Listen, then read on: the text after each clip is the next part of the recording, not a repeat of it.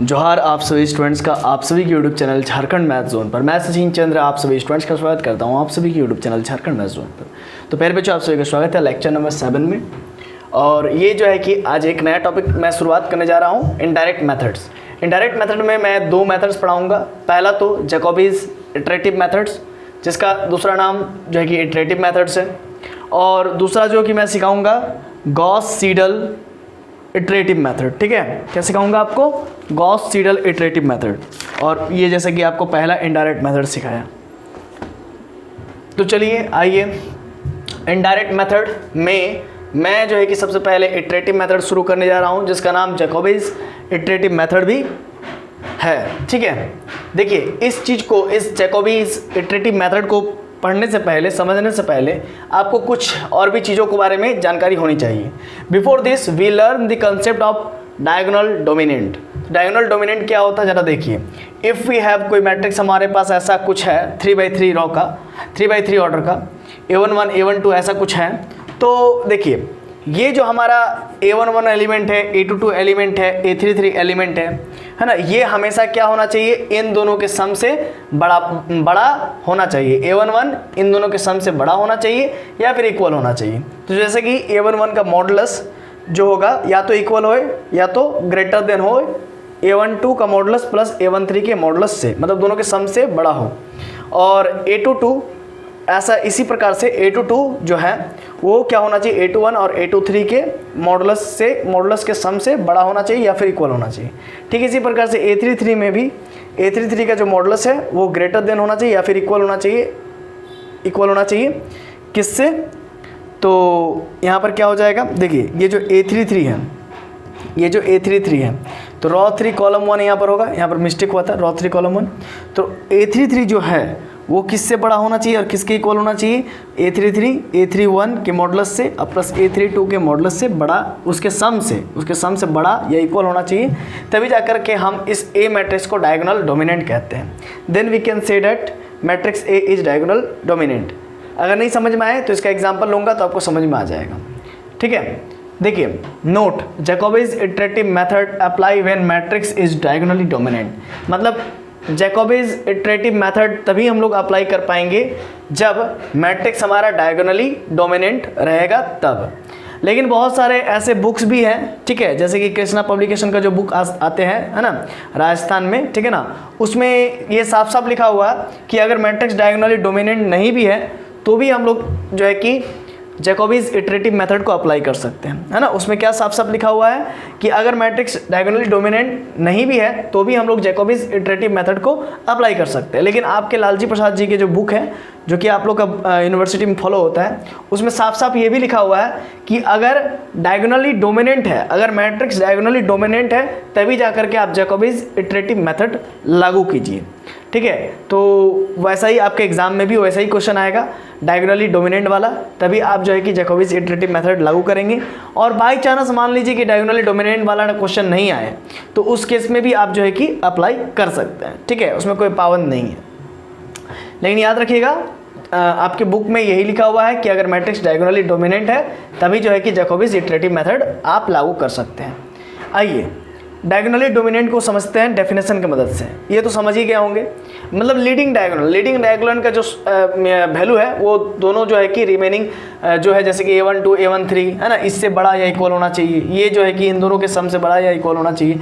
ये जो है कि इन दोनों के सम या इक्वल से बड़ा होना चाहिए। बस यही है, मैं समझा, यहाँ पर लिख दिया हूँ। A matrix is said to be diagonally dominant if the absolute value of each leading diagonal, each leading diagonal, ठीक है, element is greater than or equal to the sum of the absolute value of the remaining elements of the rows। देखिए ये remaining element है, ये remaining element है, ये remaining element है, ये remaining element है, तो इसका ये दो remaining element है, तो इन दो remaining element के सम से इसका जो वैल्यू है A22 का वो बड़ा होना चाहिए या फिर इक्वल होना चाहिए। सेम A11 के लिए भी वही है, ठीक है, और A33 के लिए भी वही है। ठीक है ना, समझ गए? मतलब लीडिंग डायगोनल हमेशा जो रिमेनिंग एलिमेंट्स हैं उनके सम से बड़ा या इक्वल होना चाहिए।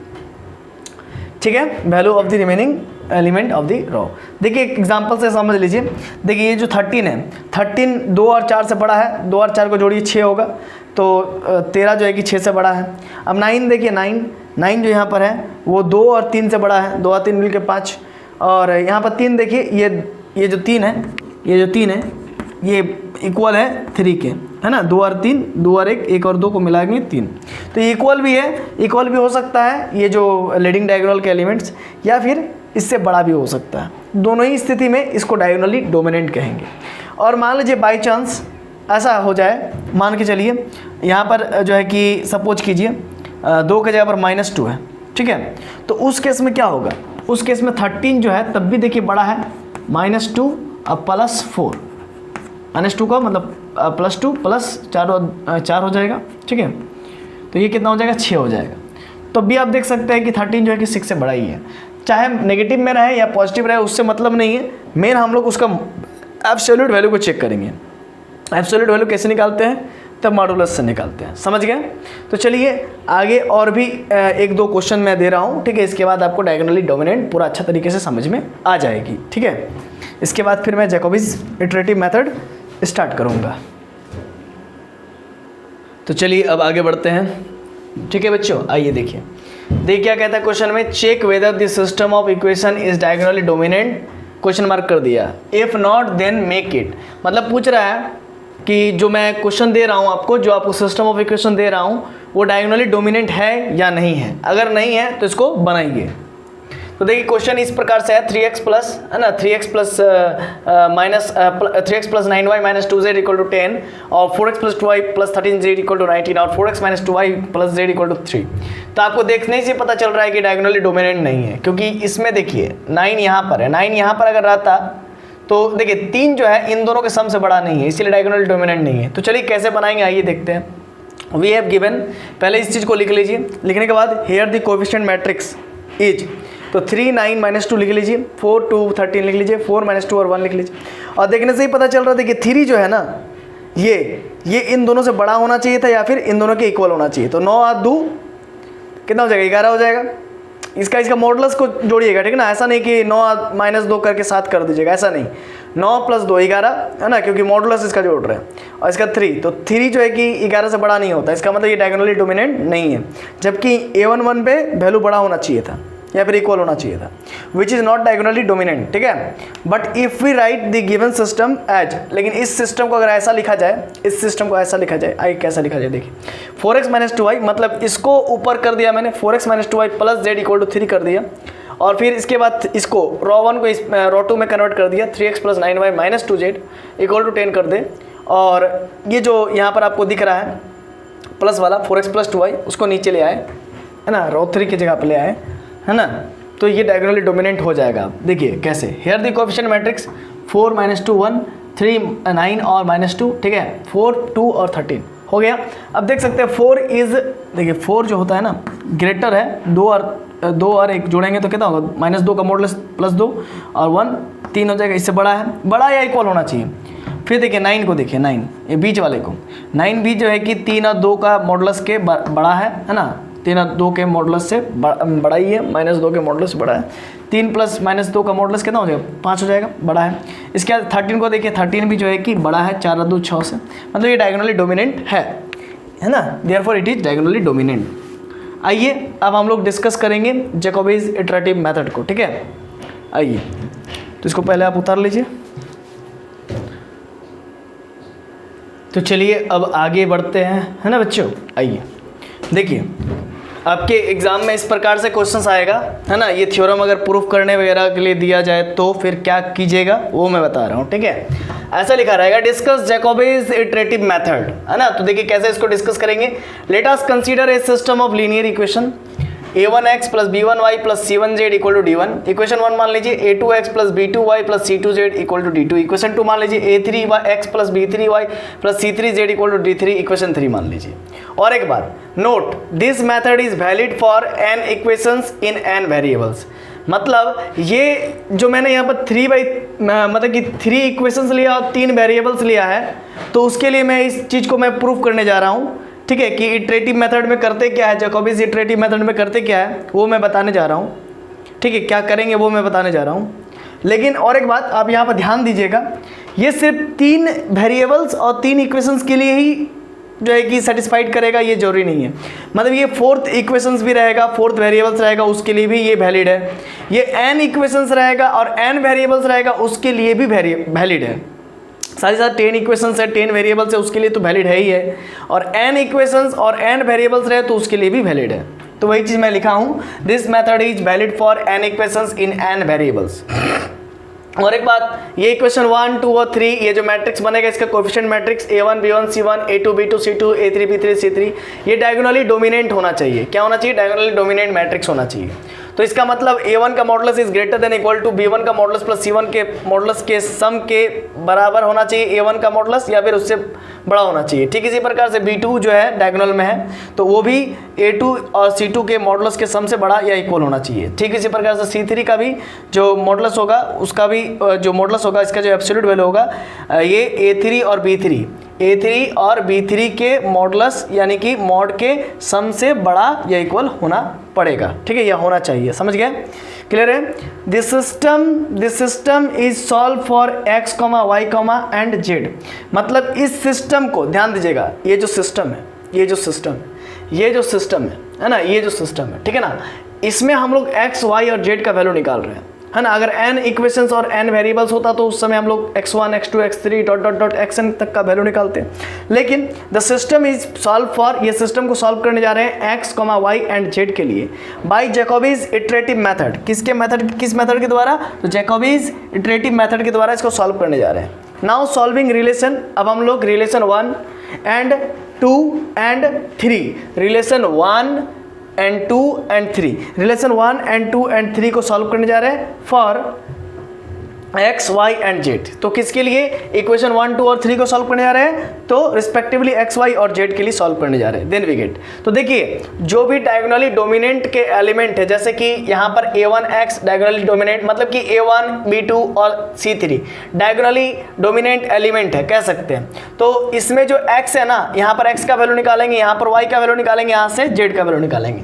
तो देखिए इक्वेशन नंबर 1 से x इक्वल टू क्या हो जाएगा? देखिए वहाँ पर, देखिए वहाँ पर, तो ये d1 पहले से उधर था, d1 पहले से उधर था, ठीक है। अब b1 y इधर प्लस में है तो उधर चल जाएगा तो माइनस b1 y हो जाएगा, और c1 z इधर प्लस में है तो उधर चल जाएगा तो माइनस c1 z हो जाएगा, और ये a1 इंटू में तो उधर डिवाइड में चल जाएगा 1/a1। समझ गए? x निकल जाएगा इस प्रकार से। अब y कैसे निकालेंगे? देखिए d2 ऑलरेडी उधर है RHS में, और इधर से माइनस a2x चला जाएगा, माइनस a2x, और माइनस c2z भी चला जाएगा, और यहाँ पर b2 है मल्टीप्लाई में तो डिवाइड में चला जाएगा। ठीक है, अब देखिए 3 वाला देखिए d3 ऑलरेडी है, ठीक है। इसके बाद मेरा माइनस a3x चला जाएगा, और फिर माइनस b3y चला जाएगा, ठीक है। और ये z के साथ जो मेरा c3 है वो भी डिवाइड में चला जाएगा, इधर इंटू में था, समझ गए? इधर इंटू में था, उधर डिवाइड में चला गया। तो इस प्रकार से हम लोग को एक सिस्टम, नया सिस्टम मिला, इसको इक्वेशन नंबर ए बोल दिए, जिससे हम लोग x, y और z का वैल्यू उसको फाइंड करेंगे। ठीक है, आइए कैसे करेंगे? सबसे पहला फॉर फर्स्ट इटरेशन, देखिए इसमें एक बार में आंसर नहीं आएगा, इसमें 2-4 बार इटरेशन करना पड़ेगा, 4 बार 5 बार इस प्रकार से। तो जनरली 4 बार ही हम लोग करते हैं। तो देखिए फॉर फर्स्ट इटरेशन के लिए सबसे पहली बात, जब हम लोग फर्स्ट इटरेशन करेंगे तो x, y और z इक्वल टू 0 पुट करेंगे x, y और z का वैल्यू 0 पुट करेंगे। आप यहाँ पर ध्यान दीजिएगा, है ना। In RHS of system A then we get, that is, मतलब समझिए, मतलब ये कि जब हम लोग x का वैल्यू निकाल रहे होंगे तो उस समय y और z का वैल्यू को 0 पुट करेंगे। यहाँ पर साफ साफ लिख दिया x, y और z 0 पुट करेंगे इन RHS में जो भी वैल्यूज है इक्वेशन नंबर ए की, उसमें हम लोग पुट करेंगे, ठीक है ना। पुट x, y और z equal to 0 in RHS of the system A then we get. तो जब हम लोग x निकालेंगे तो उस समय हम लोग y का वैल्यू 0 और z का वैल्यू 0 पुट करेंगे, तो उससे हम लोग को d1/a1 मिलेगा, d1/a1। तो ये हमारा फर्स्ट अप्रोक्सीमेट सॉल्यूशन होगा।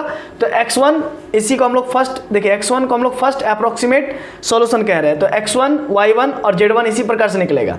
देखिए अब जब हम लोग इसको सॉल्व करेंगे, y निकालेंगे, y का मतलब कि फर्स्ट अप्रोक्सीमेट सॉल्यूशन निकालेंगे, तो उस केस में फिर यहाँ पर x का और z का वैल्यू 0 पुट करेंगे, तो d2/b2 निकलेगा, है ना, कुछ ना कुछ वैल्यू निकलेगा। फिर हम लोग जब z निकालेंगे तो उस समय x और y को 0 पुट करेंगे, तो d3/c3 निकलेगा, कुछ ना कुछ वैल्यू निकलेगा। तो इन सब वैल्यू को x1 कह रहे हैं, y1 कह रहे हैं और z1 कह रहे हैं, समझ गए। ये हमारा फर्स्ट इटरेशन से जो है कि फर्स्ट अप्रोक्सीमेट सॉल्यूशन निकल के आ रहा है ना, किसके लिए? तो इस इक्वेशंस के लिए, इस लीनियर सिस्टम ऑफ इक्वेशंस के लिए। अब हम लोग सेकेंड इटरेशन निकालेंगे, तो पुट करेंगे फिर से x का मान। अब देखिए x का मान 0 नहीं पुट करेंगे, ना ही y का मान 0 पुट करेंगे, ना ही z का मान 0 पुट करेंगे। इस बार हम लोग को x का मान x1 आ चुका है, y देखिए x का मान x1 कुछ ना कुछ यहाँ से वैल्यू आएगा, x1 कह दिए, y का मान कुछ ना कुछ यहाँ से वैल्यू आएगा जिसको हम लोग y1 कह रहे हैं, z का मान कुछ ना कुछ यहाँ से आएगा, z1 कह रहे हैं। तो इसी चीज़ को आप पुट करेंगे, सेकेंड इटरेशन के लिए पुट करेंगे x के जगह पर, है ना, इस पूरे में, है ना, इस पूरे में x के जगह पर x1 पुट करेंगे, यहाँ पर नहीं पुट करेंगे, है ना, x के जगह पर x1 पुट करेंगे, y के जगह पर y1 पुट करेंगे, z के जगह पर z1 पुट करेंगे in RHS of system A, then we get. बात को समझिए। अब यहाँ पर y के जगह पर y1 पुट करेंगे, पहले हम लोग y के जगह पर 0 पुट कर रहे थे और z के जगह पर 0 पुट कर रहे थे, इस बार y के जगह पर y1 पुट करेंगे, ठीक है, और z के जगह पर z1 पुट करेंगे, ठीक। तो जब इसको ऐसा कुछ पुट करेंगे, कुछ ना कुछ y1 और z1 का वैल्यू आया हुआ होगा, तो इसको जब सॉल्व करेंगे तो इससे हम लोग को एक नया वैल्यू निकलेगा x का, तो उसको हम लोग x2 कहेंगे, ठीक ना, उसको हम लोग क्या कहेंगे? x2 कहेंगे, सेकेंड अप्रोक्सीमेट सॉल्यूशन x2 कहेंगे। ठीक उसी प्रकार से हम लोग यहाँ पर x के जगह पर और z के जगह पर x1 और z1 पुट करेंगे, तो फिर y का वैल्यू कुछ नया आएगा, इसको हम लोग y2 कहेंगे। फिर हम लोग x के जगह पर और y के जगह पर z निकालने के लिए, z2 निकालने के लिए, तो x के जगह पर x1 पुट करेंगे, y के जगह पर y1 पुट करेंगे, तो यहाँ से z2 निकल के आएगा, z2 निकल के आएगा। और फिर आगे आने वाले मतलब आगे में क्या करेंगे, फिर से थर्ड इटरेशन के लिए क्या करेंगे, x की जगह पर x2 पुट करेंगे, y की जगह पर y2 और z की जगह पर z2। मतलब जब इसको x3 निकालेंगे, थर्ड इटरेशन में x3 निकालेंगे, तो यहाँ पर y के जगह पर y2 और z की जगह पर z2, और x की जगह पर x2 और z की जगह पर z2, फिर x की जगह पर x2 और y की जगह पर y2, तो हमको z3 मिल जाएगा, y3 मिल जाएगा और x3 मिल जाएगा।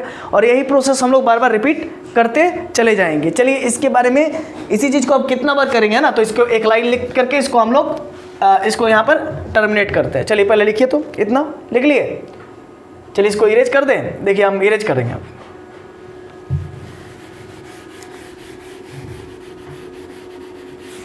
आइए एक लाइन लिख करके इस पूरे चीज़ को टर्मिनेट करते हैं, नहीं तो फिर कितना बार बार चलते रहेंगे ना। फिर देखिए, by repeating this process, by repeating this process, then we get, ये रिपीट करते रहेंगे, लेकिन कब तक? देन वी गेट, है ना, सॉल्यूशन डिजायर